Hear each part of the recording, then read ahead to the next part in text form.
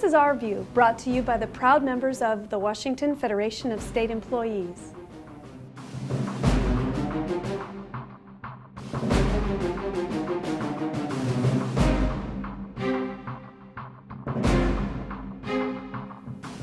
Celebrating the 50-year anniversary of the signing of the Civil Rights Act of 1964 occurred in our state capitol because Federation member Imelda Ang felt it needed to be done.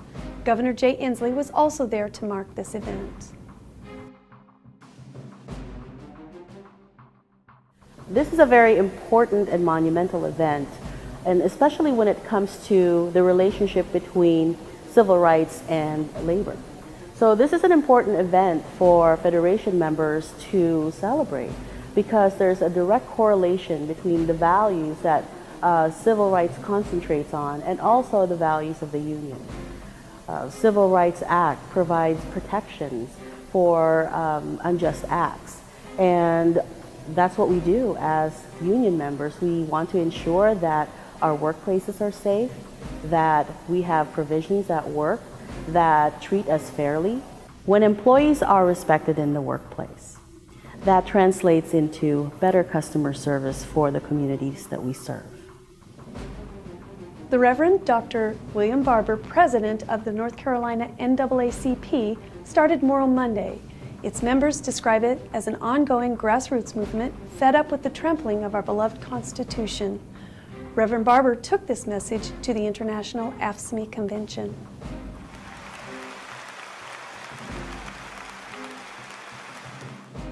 Down in North Carolina, we've seen greedy wealth extremists play on the fears of working class white people. We've seen them push an immoral agenda. We've seen ultra-extremist conservative politicians and their financial backers use a divide and conquer strategy. But in the midst of it all, we've also seen the power of building a transformative fusion movement. We've seen the power of building an understanding of the intersectionality between the issues of all of our partners. We've seen the power of refusing to be depressed, but standing up and fighting. So we've got 5 areas that have drawn 200 organizations together, including union. And we believe if folk can't get with these 5 agendas, then there's something just wrong with them. Because I'm tired of going into another meeting to decide what the agenda is. Hell, by now, we ought to know what the agenda is. We ought to fight for the agenda.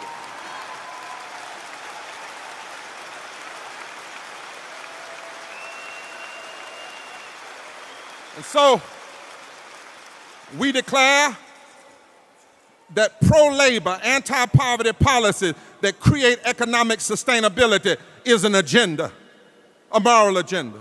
That educational equality, by ensuring every child receives a high-quality, well-funded, constitutional, diverse public education, is a moral agenda. That health care for all, assuring access to Affordable Care Act and Medicare and Medicaid and Social Security and providing environmental protection is a moral agenda. That fairness in the criminal justice system by addressing the continuing inequalities in the system for poor folk and black folk and brown folk is a moral agenda. And protecting and expanding voting rights and women's rights and LGBT rights and labor rights and immigrants' rights and equal protection under the law is a moral agenda.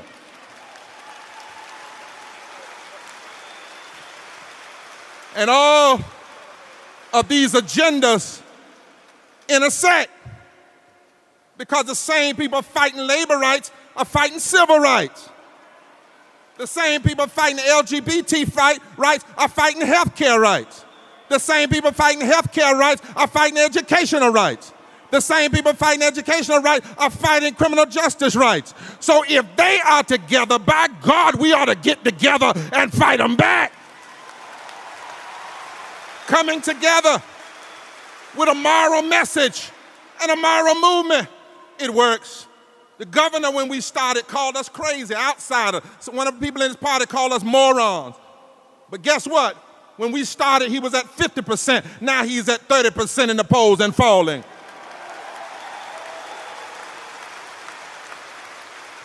The legislature, when we started, was at 40%. Now they're at 17% in the polls and falling.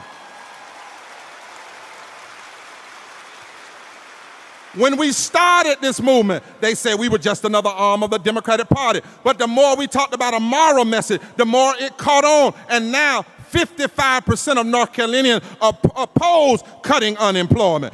55% of North Carolinians are for raising the minimum wage. 61% of North Carolinians are against giving public funds to private schools.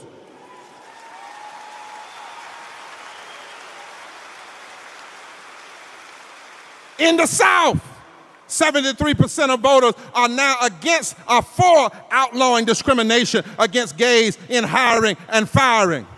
55% of voters now will accept raising taxes if you're going to use it to build up education. And 68% of North Carolina voters now are against cuts to early voting and against cuts to straight ticket voting, and they are in favor of something better than this suppressive voter ID. I'm telling you, it works.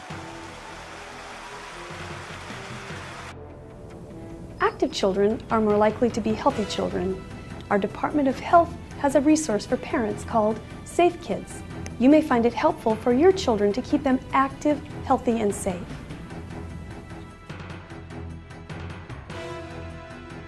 Safe Kids Washington, we really want kids to have fun and be active, but to be safe, and that takes a team approach. So the kids need to help each other out and look after each other, and it also takes parents and then coaches when we're talking about different sports.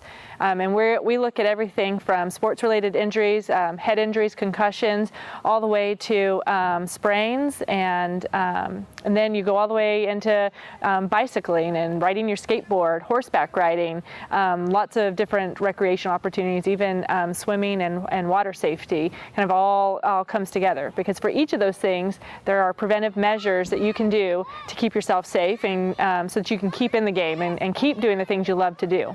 You want the right equipment for the right sport. So if you're playing football, you're going to want a football helmet. If you're playing baseball, you're going to want a baseball helmet. And the reason for that is the helmets are designed specifically for those sports and where the contact could occur.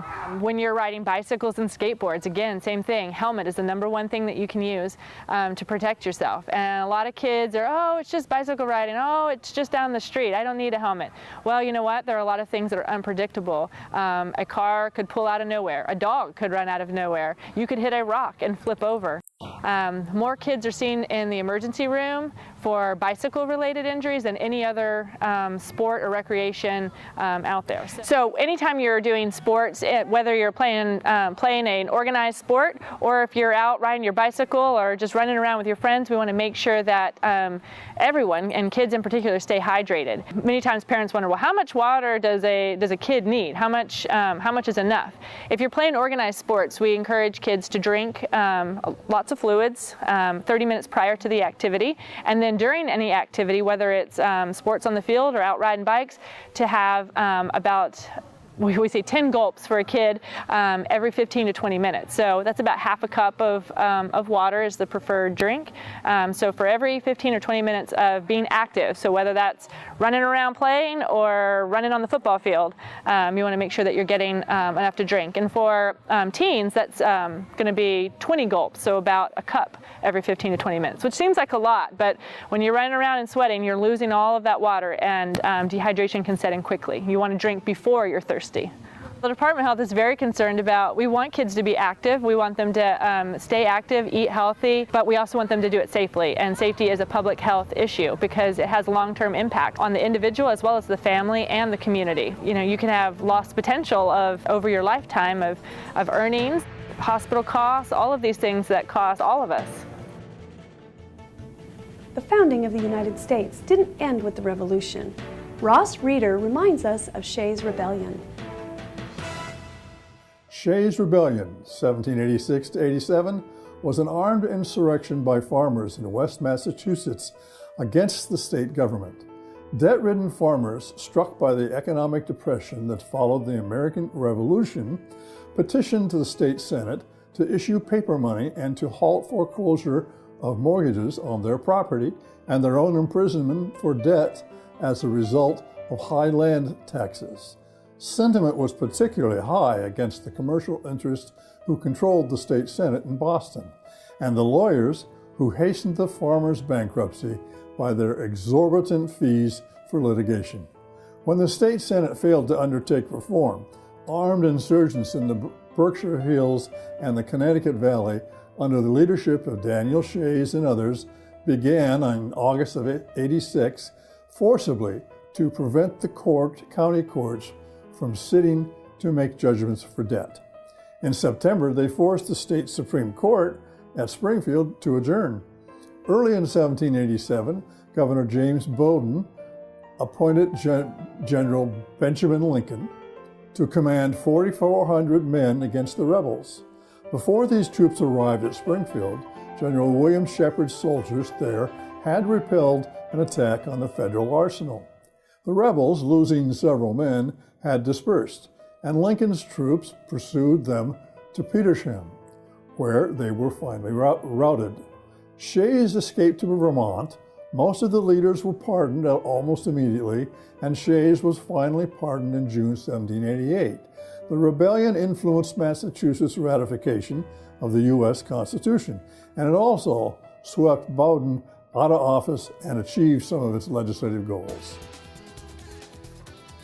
This has been Our View, brought to you by the members of the Washington Federation of State Employees, the people who work for you. We remind you, when you accept a paycheck for your hard work, don't give up your rights.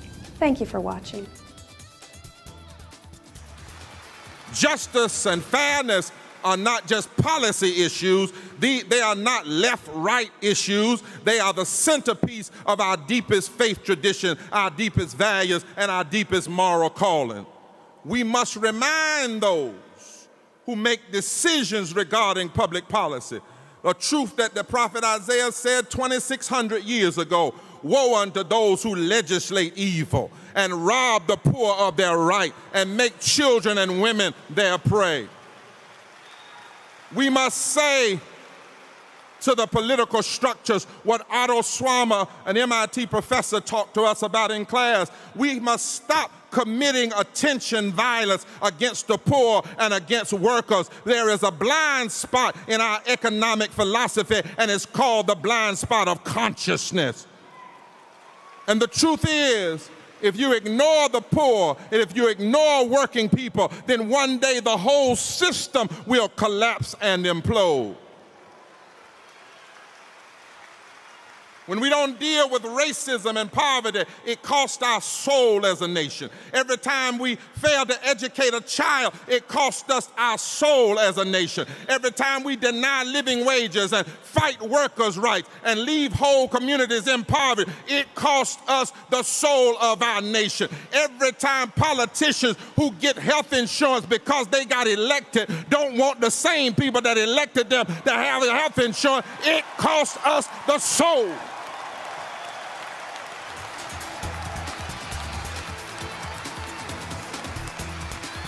The soul of our nation.